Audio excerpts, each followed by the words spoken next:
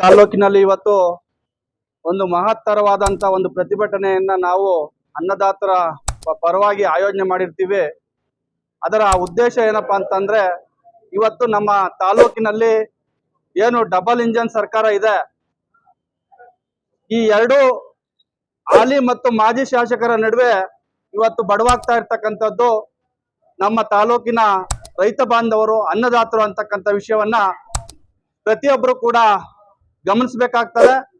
ಯಾಕೆ ಅಂತಂದ್ರೆ, ಈಗಾಗಲೇ ಸರ್ಕಾರ ಆಡಳಿತಕ್ಕೆ ಬಂದು ಸುಮಾರು 3 ವರ್ಷಗಳ ಕಳೆದರೂ ಸಹ ಇವತ್ತು ಏನು ಭೂಮಿಯನ್ನ ಉಳಿತಾ ಇರ್ತಕ್ಕಂಥ ರೈತನಿಗೆ ಒಂದು ಸಾಗುವಳಿಯನ್ನ ನೀಡ್ತಕ್ಕಂಥ ಉದ್ದೇಶ ಈ ಎರಡು ಡಬಲ್ ಇಂಜನ್ಗಳಿಗೆ ಇಲ್ಲ ಅಂತಕ್ಕಂಥ ವಿಷಯವನ್ನ ನಾವು ಕಡಾಖಂಡಿತವಾಗಿ ಹೇಳಲಿಕ್ಕೆ ಬಯಸ್ತೇವೆ. ಯಾಕೆ ಅಂತಂದ್ರೆ, ಇಲ್ಲಿವರೆಗೂ ಕೂಡ ಒಂದು ಆ ದರ್ಖಾಸ್ತ್ ಕಮಿಟಿಯನ್ನ ರಚನೆ ಮಾಡುವಲ್ಲಿ ಎಲ್ಲೋ ಒಂದ್ ಕಡೆ ಇಬ್ಬರು ಕೂಡ ಜನಪ್ರತಿನಿಧಿಗಳು ವಿಫಲರಾಗಿದ್ದಾರೆ ಅಂತಕ್ಕಂಥ ವಿಷಯವನ್ನ ತಾಲೂಕಿನ ಜನತೆಗೆ ನಾವು ತಿಳಿಸ್ಲಿಕ್ಕೆ ಬಯಸ್ತೇವೆ. ಮತ್ತೆ ಇವತ್ತು ಏನು ದೇಶದ ಬೆನ್ನೆಲುಬು ರೈತ ಅಂತ ಹೇಳಿ ಎಲ್ಲ ರಾಜಕಾರಣಿಗಳು ಬಿಂಬಿಸ್ತಾ ಇದ್ದಾರೆ, ಅದರ ವಿರುದ್ಧವಾಗಿ ಇವತ್ತು ರೈತನ ಮೇಲೆ ತೇಜೋವಧೆ ನಡೀತಾ ಇರ್ತಕ್ಕಂಥದ್ದು ವಿಷಾದನೀಯಕರವಾದಂತ ಒಂದು ಸಂಗತಿ ಆಗಿದೆ. ಇವತ್ತು ಗೋಮಾಳಗಳನ್ನ, ಹಳ್ಳಿಗಳಲ್ಲಿ ಗೋಮಾಳಗಳು ಇಲ್ದೇನೆ ದನ ಕರುಗಳನ್ನ ಮೇಯಿಸ್ಲಿಕ್ಕೆ ತುಂಬಾ ಪರದಾಡ್ತಕ್ಕಂಥ ಪರಿಸ್ಥಿತಿ ಇವತ್ತು ರೈತ ಅನುಭವಿಸ್ತಾ ಇದ್ದಾನೆ. ಆ ಜಮೀನುಗಳನ್ನ ಏನು ಸರ್ಕಾರದ ಒಂದು ಆದೇಶದಂತೆನೋ ಮತ್ತೆ ಏನಾಗಿದೆಯೋ ಗೊತ್ತಿಲ್ಲ, ಆ ಫಾರೆಸ್ಟ್ ನಲ್ಲಿ ಸುಮಾರು ಜಮೀನುಗಳು ಇವತ್ತು ಗೋಮಾಳಗಳು ಸೇರ್ಕೊಂಡಿದೆ. ಆ ಜಮೀನುಗಳನ್ನ ಫಾರೆಸ್ಟ್ನವರು ಮಧ್ಯ ಹೋಗಿ ದನ ಮೇಯಿಸ್ಲಿಕ್ಕೂ ಕೂಡ ತೊಂದರೆ ಮಾಡ್ತಾ ಇದ್ದಾರೆ. ಕೂಡಲೇ ಸರ್ಕಾರಗಳು ಇದನ್ನ ಗಮನ ಹರಿಸಿ ಆ ಗೋಮಾಳಗಳನ್ನ ಆ ರೈತರ ಒಂದು ದನ ಕರುಗಳಿಗೆ ಮೀಸಲಿಡಬೇಕು ಅಂತ ಹೇಳಿ ನಾವು ಸರ್ಕಾರವನ್ನ ಈ ಒಂದು ಪ್ರತಿಭಟನೆಯಲ್ಲಿ ನಾವು ಇದನ್ನ ಮಾಡ್ತಾ ಇದ್ದೇವೆ, ಸರ್ಕಾರಕ್ಕೆ ಗಡುವನ್ನು ಕೊಡ್ತಾ ಇದ್ದೇವೆ.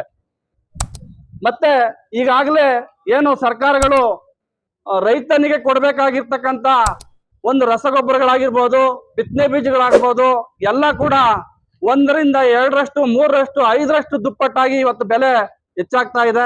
ಆದ್ರೆ ರೈತ ಬೆಳೆದಿರ್ತಕ್ಕಂಥ ದಿನಸಿಗಳಿಗೆ ಇವತ್ತು ಕೇವಲ ಕನಿಷ್ಠ ಬೆಲೆ ಕೂಡ ಸಿಗ್ತಾ ಇಲ್ಲ. ಹಾಗಾಗಿ ಇವತ್ತು ರೈತ ಯೋಚನೆ ಮಾಡ್ತಾ ಇದ್ದಾನೆ, ವ್ಯವಸಾಯ ಮಾಡೋದು ಬೇಡ, ಮುಂದಿನ ದಿನಗಳಲ್ಲಿ ನಾವು ಆತ್ಮಹತ್ಯೆ ಮಾಡ್ಕೊಳ್ಬೇಕಾಗ್ತದೆ, ಹಾಗಾಗಿ ವ್ಯವಸಾಯ ಮಾಡ್ದೇನೆ ಭೂಮಿ ಬರಡಾಗಿ ಬಿಡ್ತಕ್ಕಂಥದ್ದು ಸೂಕ್ತ ಅಂತಕ್ಕಂಥ ಒಂದು ನಿರ್ಧಾರಕ್ಕೆ ರೈತ ಬರ್ತಾ ಇದ್ದಾನೆ. ಹಾಗಾಗಿ ಸರ್ಕಾರಗಳು ಎಚ್ಚೆತ್ಕೋಬೇಕಾಗ್ತದೆ. ಮತ್ತೆ ಆ ರೈತನಿಗೆ ಏನು ಸಿಗ್ಬೇಕು ನಿಜವಾದ ಬೆಲೆ, ಅದನ್ನ ನಾವು ಸರ್ಕಾರದಲ್ಲಿ ಪರಿಗಣಿಸಬೇಕು ಅಂತೇಳಿ ನಾವು ಈ ಸಂದರ್ಭದಲ್ಲಿ ಆಗ್ರಹ ಪಡ್ತಾ ಇದ್ದೇವೆ. ಮತ್ತೆ ತಾಲೂಕಿನ ಆಡಳಿತದಲ್ಲಿ ಇವತ್ತು ನಮ್ಮ ಎಲ್ಲ ಇಲಾಖೆಗಳಲ್ಲಿ ಕೂಡ ಒಂದು ಭ್ರಷ್ಟಾಚಾರ ಬಹಳ ವ್ಯಾಪಕವಾಗಿ ತಾಂಡವಾಡ್ತಾ ಇದೆ. ಅದರ ಬಗ್ಗೆ ಮಾನ್ಯ ಜನಪ್ರತಿನಿಧಿಗಳು ಎಚ್ಚೆತ್ಕೋಬೇಕು.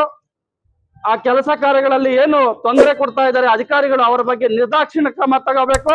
ಸಸ್ಪೆಂಡ್ ಮಾಡಿ ಅಂತ ಅಧಿಕಾರಿಗಳನ್ನ ಮನೆಗೆ ಕಳಿಸ್ತಕ್ಕಂತ ವ್ಯವಸ್ಥೆ ಆಗ್ಬೇಕು ಅಂತ ಹೇಳಿ ನಾವು ರೈತರ ಪರವಾಗಿ ಇವತ್ತು ಕೇಳ್ಕೊಳ್ತಾ ಇದ್ದೇವೆ. ರೈತ ಏನು ನಿಮ್ಮ ಇಲಾಖೆಗಳ ಗುಲಾಮ ಅಂತಕ್ಕಂಥ ಗುಲಾಮನ್ ರೀತಿ ನಮ್ಮ ರೈತರನ್ನು ನೋಡ್ತಾ ಇದ್ದೀರಿ, ಇದನ್ನ ಬದಿಗೊಟ್ಟಬೇಕು.